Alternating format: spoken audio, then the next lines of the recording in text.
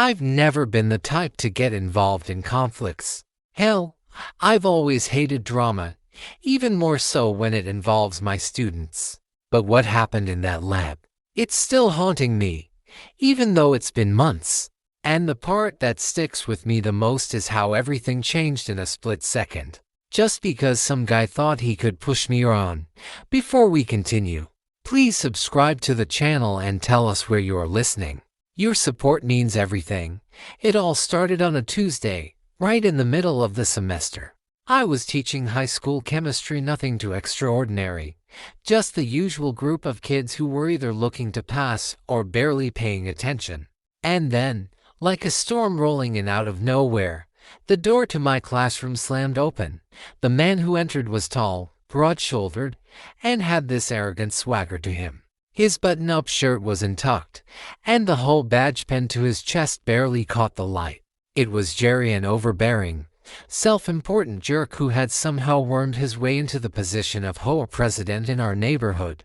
"Mrs. Harris, I need to speak with you," Jerry barked, his eyes narrowing as he looked at me from across the room. The class went silent. My students exchanged nervous glances. They were used to me being calm and collected, but this guy, his energy was off. Something about him rubbed me the wrong way. And what was he even doing here? This wasn't a time for whole business. I stood up, my lab coat rustling as I did. "Jerry, this is a classroom. I'm in the middle of a lesson.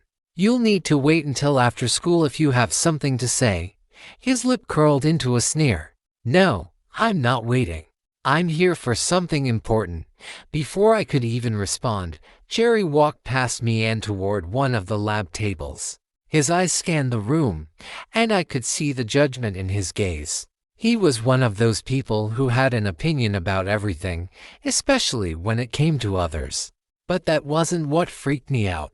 What really got under my skin was the way he was carrying himself, like he owned the place. My students sat there, stiff as boards, watching the scene unfold. I didn't know whether to be mad, confused, or just frustrated. And then came the words that would change everything. "You're not running this class properly. Your students are wasting time. You're doing things all wrong," Jerry spat, taking a few steps toward me. I felt my face flush.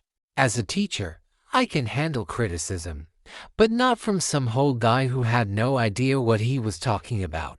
But before I could respond, he stepped forward and got way too close. "This school's a mess, and you're making it worse." My blood started to boil. What the hell was his problem? He had no right to criticize me. Not in front of my students, not when he had no clue what teaching was about. But I kept my cool, or at least, I tried to. "Jerry, I think you need to leave," I said, my voice calm but firm. "I'm in the middle of a lesson, and this isn't the time or place for you to be barging in here." That's when it happened. Without warning, Jerry lunged forward, grabbing me by the throat. His fingers dug into my skin, and the pressure was immediate. My head snapped back, and I couldn't breathe. Panic set in. I tried to pry his hand away, but he just kept squeezing harder, dragging me backward as if I was nothing more than an inconvenience to him. "Let go," I gasped, my vision blurring from the lack of air. The class was frozen in shock, nobody moving, nobody doing anything.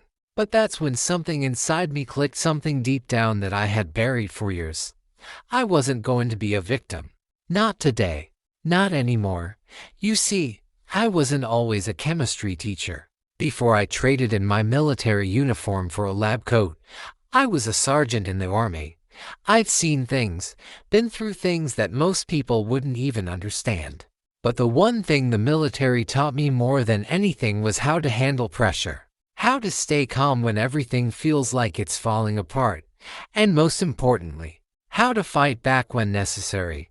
I don't know if it was instinct or just years of training, but I snapped. My knees came up hard, catching Jerry right in the stomach. He grunted, and for a moment, he loosened his grip.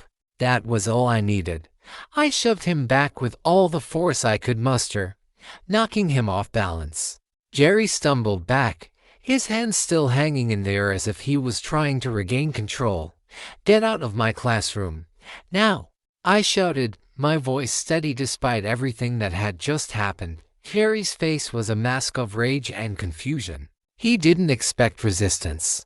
But when he saw the look in my eyes, cold and unrelenting, he seemed to falter. The class, still silent, was watching this unfold, and for a split second, I could almost hear their collective breath held in the air.